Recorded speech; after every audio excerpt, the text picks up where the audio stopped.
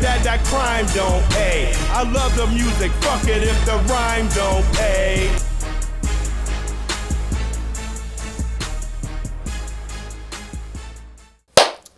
Alright, we're back. My name is Chris Carr. Brooklyn Wildlife, Black Land Ownership, all things Gamba. And you are watching and listening to Just For My People. Who do we have here today? Zoe Map. That's right. So we were just talking about a wide range of issues, but you brought up something that I'm interested in, is solidarity, right? What is your idea of how we move together moving forward? Well, knowledge, number one. The more we know, the more we act out of sentiment, but more on, okay, acknowledging what happened, moving forward better, but we know exactly what happened. And also, we take responsibility. I think it's very important that we take responsibility for what we have done, what we have said. Sometimes it's not necessarily, a huge apology that you have to make, but it's also a matter of, okay, you can say sorry and then I'm going to be a better person because now I know better, I understood better. But it's also, solidarity is like, I wish that between artists, for example, back in centuries, artists were very connected together. They were almost like, underground civilization. They were, connecting, constantly checking on each other on their path, even in the artistry specifically, where you going. There was a lot of confrontation. They were having, there was all of these art movements. They were having a name. Often the name was made up by, a journalist that was trying to, be controversial. I feel now we are more in very individualistic type of, life that doesn't allow us to be that, close to each other. And again, I'm not a super fan of groups anyway. Yeah. They become cults like in a second. I feel there is always also like, usually groups are always a leader, and it's gonna become again that kind of, structure that I'm not necessarily a fan of, specifically because often the leader is a man, I would say, and I don't want to follow his rules. Well, I mean, in terms of community building and moving forward, the film work you've done, and specifically working with other filmmakers that are women, can you talk a little bit about that? Yeah, I have been researching about it and creating space for women to be together, to acknowledge their presence in the community and getting to know each other, simply like the work of, each other's. When you do an event that gather these people together and you see how happy they are or how they, grateful for, they keep telling you thank you. You just keep doing it also because you see the purpose, right? Because I feel the urgency. That's what it moves. It moves me, the urge of doing things like sooner than later. I want the change sooner than later. So to equalize this kind of imbalance, like you need to be impactful. So I was like, wow, this is really actually interesting because you can connect right away. You can hire right away. You can make your decision between the people that you think they are not represented. They don't usually are in those kind of positions. So I do the same when I'm leading, any type of thing that can be also a film. I make sure that not only in front of the camera I have women, people of color, not gender conforming, trans, all these people that are being oppressed basically, and always, attacked by any type of source from the media to regular people on the street. I'm really trying to have them behind the camera and in charge with something actually pretty important. So you mentioned a sense of urgency. I've run into an idea of a lot of folks like moderation. A lot of folks want to be moderate, want to be centrist, and are like, well, it takes time. And with our land stuff, I'm often saying incrementalism is a luxury we don't have. Like, we need things to happen now. We can't do, well, in 5 years and in 20 years and in 60 years. It's already been centuries of certain things, and the walls have been closing in. The clean water is not as available. Healthy food not as available, like, now. For you, you know, what kind of guides that sense of urgency? I know, like, both of us have been through things where you know, might look at life a little bit differently about not waiting for stuff, you know. And so what does push that sense of urgency for you? Like, what is now for you? Like, is now 5 years, 10 years? Are you, like, in every decision, like, things need to happen, and, like, why? Well, with my existence and my being in every type of room, I want to be that discomfort. So I really embody the abrupt in a way at this point. I'm going to embrace that. Some people told me, like, oh, you're very abrasive. I believe that love and moderation, I mean, I don't really necessarily love that word moderation, but I understand where it comes from. And I think that, yes, you can't approach everybody like, yo, we need to do this and that. Even, yeah, the tone, the use of words. Yeah, that's what I'm working on it for sure. I'm working on being more effective. That doesn't mean to be more quiet. Right. It means to find better words to say the same things, find other ways to describe, find other ways to get this person that I know how they think close to this other person. I've been trying sometime to be that bridge that, you know, kind of close that gap. Like, I know that those two people would never be in the same room or sitting next to each other, and I'm allowing that to be and actually pushing that to happen. But the urgency has always been in me, because related to the urgency is everybody's life. So it's like, oh, that person, that little kid, you know. I think also that maybe is related with being a woman, you know. And yeah, like every little kid, you know, just like every sentence, every word, every decision can make a change. Mm-hmm. So again, of course, we're not gonna see tomorrow. I don't know. We can't just like, okay, we are pro this, pro that, pro these rights, and then they're gonna happen by themselves. We're just gonna be. But when someone asks you, oh, I'm not against that, that's not enough. Right. So, and I've seen that for years, even in my country, with the left wing, you know, being like, yeah, becoming richer and richer, and completely anesthetized by, you know, like people that completely, they don't feel anymore because they are not anymore in that group. So I don't know, it's just like calling out sometime. I'm not afraid to be that person, you know. I know. And I feel someone has to do that job, that dirty job, to call you out. No, I'm kidding, because like I'm a work in progress. I don't have all it figured out. I'm not that kind of person that believe, oh yes, you know. I'm not trying to be an example for others. My life doesn't have to be necessarily an example. Can be, and if I am, if I inspire others to be better, I'm honored for sure, but it's not necessarily my ultimate goal. So that's why art, in a way, is an implicit way sometimes to push those boundaries and kind of like, you know, remind people the urgency. But sometimes, I don't know, honestly, the more I get older and the more I feel the need of finding something that is actually more direct. Yeah, if I was extreme when I was younger, I think I'm gonna get more extreme now, because I'm gonna use my power to nail and narrow, you know, my somehow fight.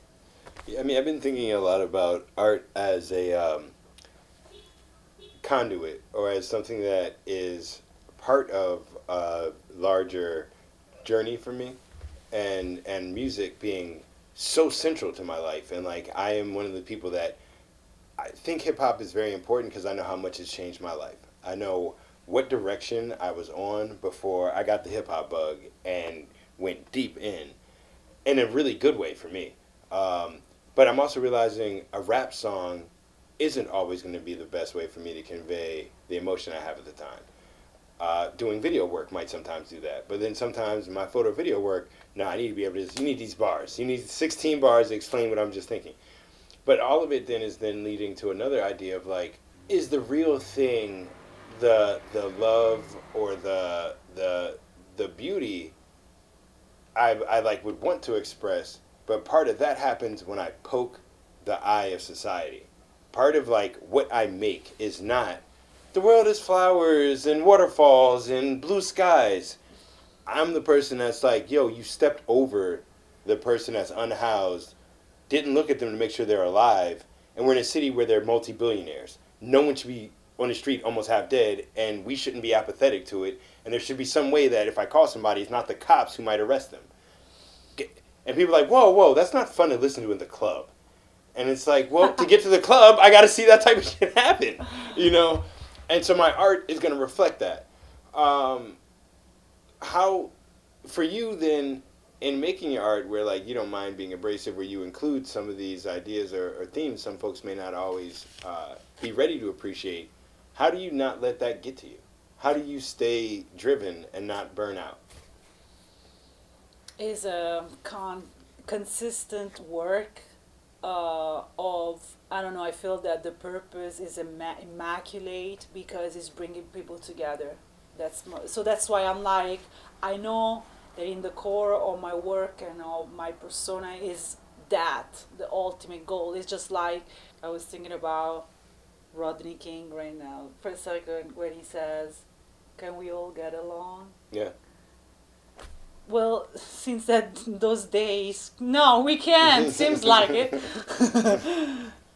Can we all get along? Well, I don't know, but that's the ultimate goal. Like, so to stay sane in all that, the support of other artists, the solidarity that you were saying before. I guess your support meant a lot. It meant a lot to me, and it keeps meaning a lot because I feel, okay, he sees me. He sees that that my work is getting better in terms of I'm expanding in a way that I'm supposed to. It's always also has to be something that it's constantly changing because you're getting more knowledge. And that thought becomes like deeper, and then it's growing like that. You have to let that happen. I think a lot of people, just in general, I mean, generalizing is something that I'm not necessarily think that is helpful, but I noticed that many, when you're trying to hey, you should reconsider the way you're thinking about this, you crush them because they don't recognize them anymore. And I think we have to be open to have so many versions of us. The internal growing, this is something you have to be flexible. It's gonna be this way, and then it's gonna take that shape, and you don't even know. I'm honestly out of dreams, for example, because I'm come from a super small town, from a family that are sharecroppers. So that's where I come from, which is like, people that come from this kind of origins, they usually, maybe they're gonna, work at the grocery store. I'm in New York City trying to be an artist. My brother is like, Milan and traveling around, and we can dream bigger, but it's also true that if you've never seen it, if you've never envisioned it, if you've never had these people around you, at some point you're gonna run out of dreams. I accomplished what that little girl, what that teenager, what the young adults wanted to do. Now it's just like what I became maybe suggest the other version, and it's gonna keep going. I don't even know. But yesterday, when I was at this conference with these Italian Americans, speaking also a language that is universal, using the right words to talk about responsibilities, ethnicity, um, and colonialism, anarchism. There's a huge history of Italians that were anarchists. That there are books, but again, there's still it's always like even like when I look at my the population of my country, you can see there's like maybe 70%, they are like that, and that give you the opportunity to believe in stereotypes. But there's 30% they're not like that. You don't even know how they are. It's a huge amount too. So sometimes I don't know. We focus a lot in the majority. Also, like what the media, whatever around pushes you to think that is the majority. But I'm still very proud to be Italian. I want to just show that you can be a different one. You don't have to be that stereotypical. Yo, I want to say thank you for coming. And before we head out, I do want to say this. As a filmmaker and as a creative, I know there are times where it's like industry works a certain way. Or like for me as a musician, there's an industry. And with the internet and trying to make a living, there are always these questions. To anyone who sees this, you're a filmmaker. I'm inspired by what you just said because you reminded me there was a time period where if you had an idea, maybe you could get it in a book. But you'd have to mail that book somewhere, hoping someone knew how to read in the language in which you wrote it. Now, anyone who sees this video or hears this audio can share it with folks, can get it translated into whatever home language they are comfortable with. And now an idea of a person in this less than 1,000 square foot space in Brooklyn has the ability to get around the world. And to me, that's exciting. Like to me, That's exciting. Yeah. It's like dope to see like your frequency going out all the way around. So I want to say thank you for coming. Is there anything you want to say before we tune out?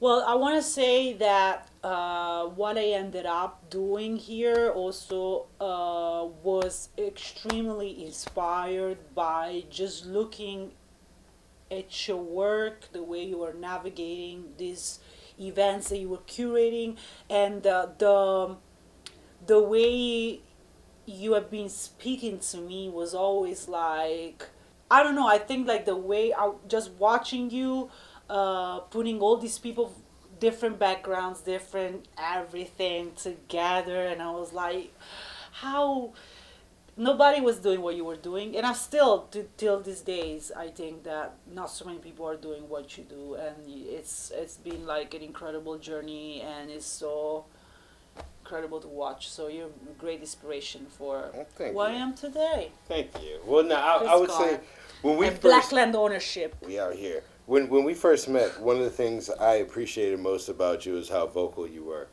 And I had to learn to understand how notions of race, class, gender, and self-identification work when you're speaking to people that didn't grow up in D.C. I grew up in a place that was 56% black, was a major city in the United States, and where there is a black community that extends from government housing and below poverty line to some of the wealthiest black neighborhoods in the entire country. So my understanding of blackness, black community, and with the family I was in was skewed, I've come to learn, but was my normal. I didn't know people from other countries until I got to New York, basically. Like, I met people before from other places. I traveled a little bit, but it wasn't until, like, I got here and settled in, and I was meeting people who were into hip-hop, but they were from France, they were from Italy, they're from, places where it's not black majority. I've hung around Jamaican folks, they're Trinidadian, but, like, some of the conversations we had, I don't think, there was never a time where I was like, that's racist. There was a time where I was like, I don't understand how a person would say this.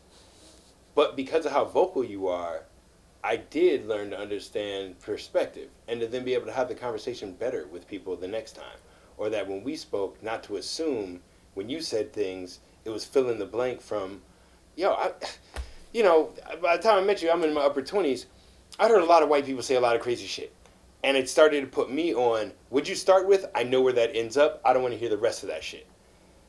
I had to learn how to be like, wait, you're saying something, but for a totally different reason.